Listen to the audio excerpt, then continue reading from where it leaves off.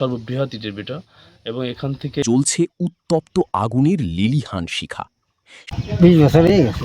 এই ইনকামে চলে না।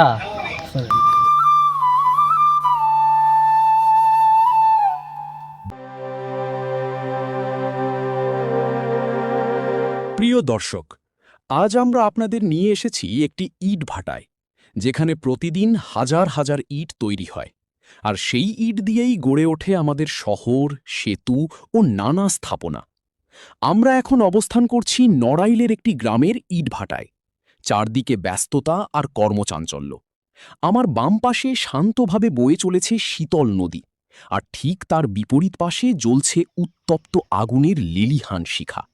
সেই আগুনেই দিনরাত পুড়ছে কাঁচা ইট, ধীরে ধীরে রূপ নিচ্ছে নির্মাণের প্রধান উপকরণে। এই ভাটায় কাজ করেন কয়েকশো শ্রমিক।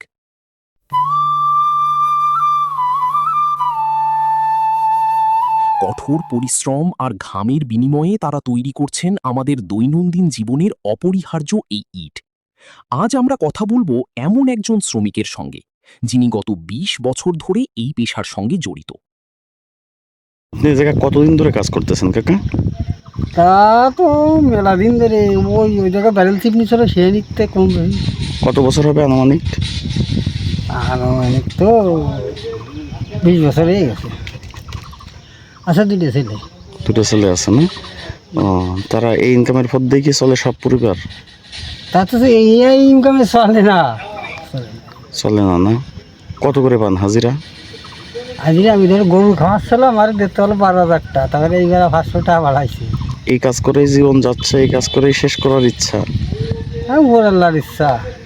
আর কইছি বেতন বাড়াই দিতে, না হলে আমি রাজমিস্ত্রি জোগাড় দিতে চাইতাম। এই শ্রমিকের কথার সঙ্গে সুর মিলিয়ে বাংলা সাহিত্যের বিদ্রোহী কবি কাজী নজরুল ইসলামের একটি বাণী মনে পড়ে। বিশ্বে যা কিছু মহান সৃষ্টি চিরকল্যাণকর, অর্ধেক তার করিয়াছে নারী, অর্ধেক তার নর। আর সেই মহান সৃষ্টির পেছনেও রয়েছে অসংখ্য শ্রমজীবী মানুষের নিরলস পরিশ্রম। সারি সারি সাজানো ইট এখন চলে যাবে বিভিন্ন নির্মাণ কাজে। এসব ইট দিয়েই গড়ে উঠবে নতুন বাড়ি।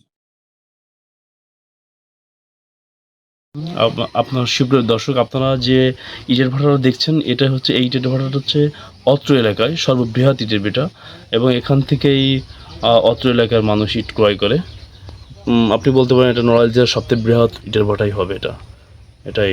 এবং এখান থেকেই আশেপাশে নড়াইল ডিস্ট্রিক্ট বলেন, কালিয়া, এই আশেপাশের লোকজন এখান থেকে ইট ক্রয় করে। দিনের পর দিন কঠোর পরিশ্রম করে তারাই সচল রাখছেন উৎপাদনের এই বিশাল চাকা। তাদের শ্রম, ত্যাগ ও অবদান আমাদের সমাজের অমূল্য সম্পদ। তাই তাদের প্রতি সম্মান, সহমর্মিতা এবং ন্যায্য মূল্যায়ন নিশ্চিত করা আমাদের সবার দায়িত্ব। প্রিয় দর্শক, আপনাদের এলাকায় যদি থাকে এমন কোনো ব্যতিক্রমী দৃশ্য, ঐতিহ্য, পেশা বা মানুষের অনন্য গল্প, তাহলে আমাদের জানাতে পারেন। আপনাদের তথ্যের ভিত্তিতেই আমরা পৌঁছে যাব নতুন নতুন স্থানে, তুলে ধরব অজানা সব গল্প। আজকের মতো এখানেই বিদায় নিচ্ছি। সবাই ভালো থাকবেন, সুস্থ থাকবেন। আল্লাহ হাফিজ।